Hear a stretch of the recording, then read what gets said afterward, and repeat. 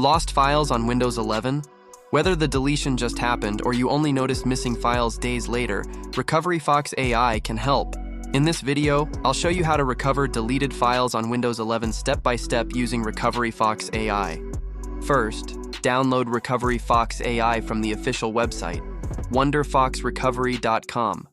One important reminder, never install the software on the same drive you're trying to recover data from. That could overwrite your lost files. The unregistered version lets you scan and preview some files for free, so you can check what's recoverable before deciding to buy. Once launched, you'll see a clean and simple interface. Before scanning, you can improve efficiency by clicking the gear icon in the top right corner. Here, you can skip certain file types to increase scan accuracy and speed. Now, select the drive or device where your files were originally stored to start scanning. RecoveryFox AI begins with Quick Scan. This usually finishes in just a few minutes or even faster.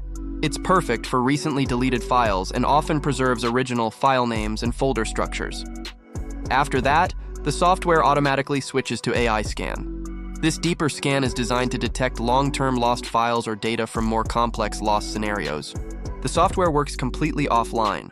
No files are uploaded, stored, or shared, and once you return to the home page, all scan records are cleared so your data stays private. You can pause the AI scan at any time and immediately browse results by file path or file type.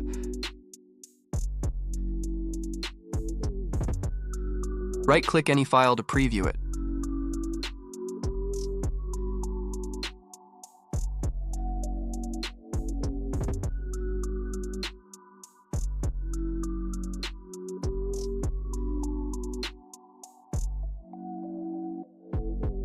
When everything looks good, select the files or folders you want and click Recover. Just remember, always save recovered files to a different drive.